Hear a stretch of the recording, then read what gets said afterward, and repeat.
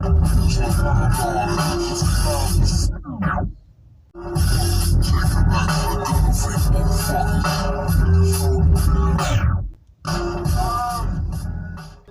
you are one of the many people that are suffering from the blues during this pandemic, you are part of the many people that did not prepare yourself. I know if little old me could have seen that this world was going into some type of direction that it was not going to be good for the people. And I have been stressing for the past 30 years or so that these days would come. The days when money was going to be tight, people are going to be as loving and giving as they usually are because money is tight. I kept telling people, I say, man, you better save your money because the way you're getting it, they're going to cut it off. And then you need some money to kind of sustain yourself through these rough times. And this pandemic is the rough times. They're already here. And I've been seeing that a lot of people are getting a lot of money through these loans and grants and these handouts that the government have been giving. And at the same time, I've been seeing people squandering off a lot of money. And I keep trying to say, man, that money you're getting, you better save it because they're going to cut it off. There's not going to be a lot of jobs to go around. Good jobs anyway. I mean, who wants to work at McDonald's or one of these fast food restaurants or any type of restaurant? Who wants to be out? I mean, the jobs that they have to offer basically no money. Because the money that you will be getting from these jobs, hey man, you're still going to get loans. Because you have to make it back to work next week. You won't have enough money. And all these people I've been seeing getting all this money, now they out begging. They got the blues. When this pandemic was coming out, one of my cousins, he showed me the scripture where it was saying that, hey man, you got to close yourself in for a little while. Well, during this pandemic, they closed down everything. Closed down the sports events, clubs, social activities. And it's not over. But because people are not prepared, haven't prepared themselves for this time, they just have to get out, have to go out. And right now it's very dangerous going out. Watch the news. But that's because people don't know how to entertain themselves. They just have to go out. And man, like I said, this is not a good thing going. I wouldn't suggest a person going out to any type of clubs right now. Because you have a lot of people that are suffering mentally from this pandemic shutdown. They are so bored, they don't know what the hell to do themselves. And they are resorting to senseless acts of crimes just to, humor themselves. A lot of drive-by shootings have been happening lately. And a lot of this stuff is just random shootings because people are bored, the idiots that are running the streets. But it all goes to being prepared. That's why I tell people for any type of situation that you're probably going to come across or be involved in, you can find something similar to that in ancient writings. One mainly, the Bible. And when I was warning people about what we are experiencing today. People looked at me crazy and said that them days was never going to happen. And you can imagine when they wrote the story about Noah. I mean, I'm quite sure he knew people other than people in his family. And he probably told some of those people, hey man, storm coming, prepare yourselves. And the people probably mocked him.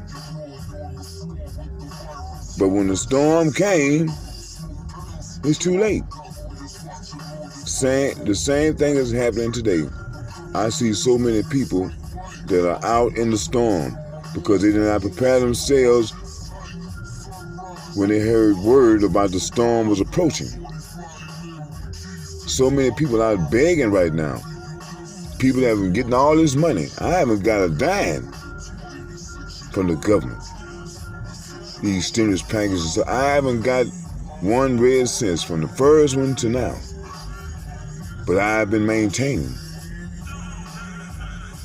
with the little money that I do have. And I look out at people that say, man, it's going to only get worse. Look at that situation with Kwame Brown. People can only take so much of you agitating and picking at them. And one thing I notice about people, because I've been in that situation myself numerous amount of times, where I'm trying to be cool, and this one particular person just keeping on until they get that reaction. Now they want to talk about I'm crazy. But they never looked at the actions which caused me to perform that way. And right now, people are in this frame of mind where they're just not taking too much mess. This pandemic has affected people in many different ways. And like I say, one of those ways is, you have a short fuse. When you're stressed out about your money situation, you don't know where this thing is going to turn, where it's going to lead. People are worried about their homes, about their families, about the health of their families. There's a lot of stress and there's a lot of pressure on individuals right now. And the last thing a person needs is somebody jugging at me, want to play with me. It's just not happening. And so when I look at Kwame Brown, people say, oh man, he's going over the top. Well, you should have never messed with the man. Now that you got him responding, now you're saying it's over the top. When you had no business trying to get a reaction out of the man in the first damn place. You always hear certain people use the term angry black man. When you look at the things that black men have to go through daily, don't you think black men should be a little angry? Every time you look up, some black person is getting killed, and the person that killed them always gets off. The job situation is just crazy for black men. You go out and try to find a job, and it seems as if these companies find every reason not to hire you, regardless of your qualifications. Isn't that enough to make a black man angry? And because the job situation is so bad, now I can hardly take care of my family. Go home, a woman's griping. The children's griping. Hey, that's enough to make a person angry because I feel helpless. I can't provide for my family. And that's enough to make a man angry. And look at the representation that black men always receive through the media. You have guys like Don Lemon, who's representing black men. That's enough to make any man angry. And you use these people that work for you in the media to attack black men. And black men are not supposed to get angry. We're supposed to be the whipping boy for the world. And you think that doesn't make black men angry. As I said, there are so many things going on right now. I mean, Tupac, all kinds of people told, hey man, there are going to be some things that you're going to see that's going to blow your mind. And we're seeing so much blatant disrespect. But that's designed to give you the blues. That's to make you feel helpless. Like the people over in Palestine. I know those people feel helpless because they don't have the artillery to go against Israel. And I was watching that interview with Netanyahu. They're like, well, look, man, the people say they give up. And the man sat there and smiled. That's why I say, man, hey, these people that are running this world, they got their day coming. It's just that the people haven't caught up mentally in order to give them that day. But it's coming. You know, that's why I've always said, no matter what you see, no matter what you hear, because you're going to hear some things and you're going to see some things. Don't let it throw you. Don't let it knock you off your path. You got to keep marching. Whatever the thing that you're trying to accomplish in life, don't let these things stop you. And the thing that you are seeing, the things that you are hearing are meant to stop you. It's to make you sit there. It's like when you give a computer a hard problem. You have to sit there and try to figure it out.